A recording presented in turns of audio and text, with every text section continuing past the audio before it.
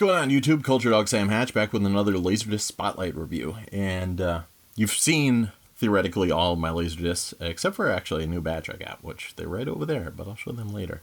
So you've seen everything that I own up to date, but I figured now I'll go back, and as I watch these films, I'm not really choosing anything strategically. It's just I want to watch a film.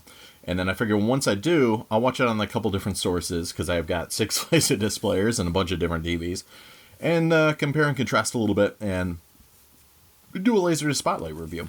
So this one, I just was in the mood to fire up. It is a classic Hong Kong Brandon Lee film called Legacy of Rage. And it is a punch-out. I do believe my folks picked this up for me at Tower Records, knowing I was a big Brandon Lee fan. If you've seen The Crow, you've seen Brandon Lee. He's the son of Bruce Lee, and he tragically was injured in a stunt gone wrong during the making of The Crow. Subsequently, anything he had been involved in prior to The Crow, no matter how, cheesy, like laser mission, stuff like that, was kind of brought back to life and pimped as, the star of The Crow. So this was a Ronny Yu flick. Ronny Yu did some of the Chucky movies over here in the States, but my favorite film of his is Bride with White Hair in Hong Kong. And this was just a Hong Kong cheapie, but Tai Seng Marketing used to be a great place to get imports of Hong Kong discs, but then they eventually started marketing and pressing their own U.S. renditions, because they were based in San Francisco. So this is one of those. They didn't do too many of their own, but this one came out in the late 90s. And, it's a pretty nice release. Most of the time when you would get the Hong Kong imports, they would have Cantonese and Mandarin. But this one's got an English dub. Cantonese is on the analog left track. And, the English dub is on the analog left track. Ronny Yu actually does commentary on the right track analog, and the Cantonese is digital stereo. And there are subtitles as well that do look better than the subtitles you would get on most other Hong Kong imports, where they were kind of burned into the image and were usually white on white. Any kind of bright scenes, the stuff would just get blown out. But yeah, so this is an interesting flick. Bolo's in it, Bolo Young, and Michael Wong's in it, and it's kind of like an ill-formed, misshapen gangster flick. Brandon Lee plays Brandon, go figure, and he's this kid that works as a waiter. He's got a girlfriend. He's trying to be on the up and up. And he's got this shady friend that I'm not quite sure what his history is. We don't really learn much about Brandon's past. Where are his parents? And according to Ronny Yu, Brandon Lee actually put a lot of time into the craft of the character and what his operandi was and all this stuff. But now, we don't really, as the viewer, get to learn about it, where he comes from, where are his parents, what's his deal. But basically, he's just trying to do good, be a good waiter, and hang out with his girl. But his old friend drags him into a shady situation where they end up taking out a big boss and then pinning the blame, of course, on Brandon Lee, who has to go to prison. And then eventually gets out of prison, and that's really where the film shines. So the big final showdown is giving John Woo a run for his money. And this is, an older flick. So, this is comparable to, like A Better Tomorrow, that kind of era. But yeah, I think this even came out in 1986. So yeah, that was right around the same time. But Brandon Lee complained, I know, during a lot of his Crow era interviews about how he was not able to speak the language.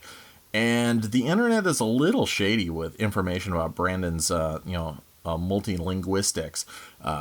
Ronny Yu goes out of his way on the commentary track to proclaim that Brandon did not know Cantonese well enough to get around.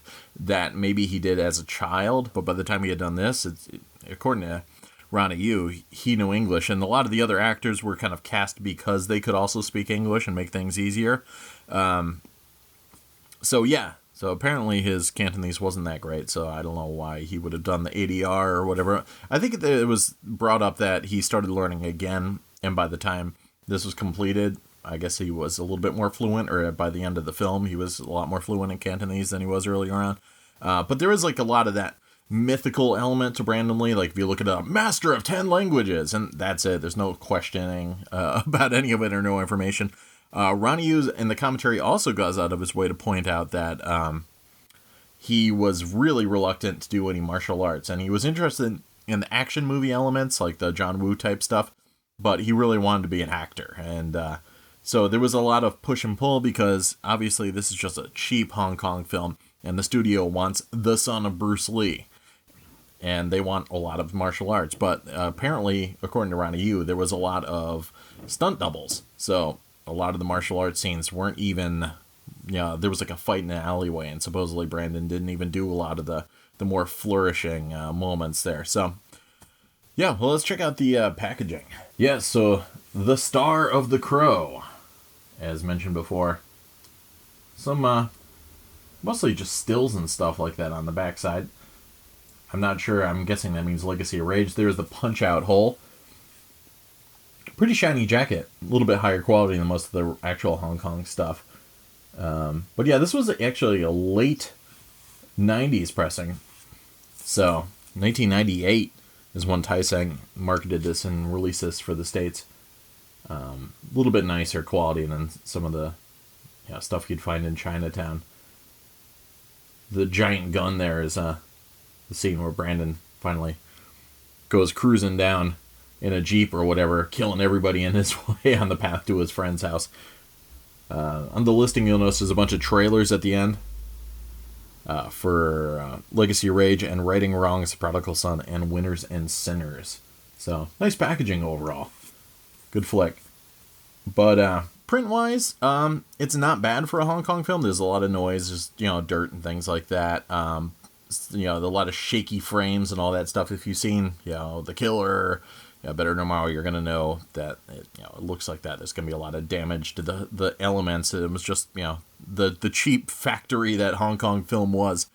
That was just the name of the game. But the blacks, tend to be good at times. The colors really pop. So yeah, not too shabby at all. I mean, the digital Cantonese dialogue is, not high quality reference material, obviously, so you're not going to want to crank up your subwoofer and get everything going, but it'll do the job. And so the film overall is just kind of straight down the middle. It's a good introduction to Brandon Lee. It's not going to be as much of a show-off piece as, The Crow is, but when it does kind of fire on all thrusters, it's pretty cool.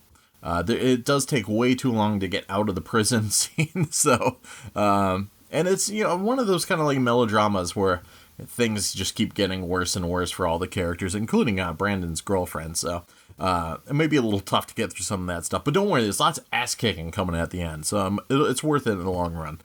So yeah, if you're a Brandon Lee fan, you really don't have that many films to really check out, so if you've already seen Showdown, Little Tokyo, and Rapid Fire, and this is probably one of his best non-Crow releases.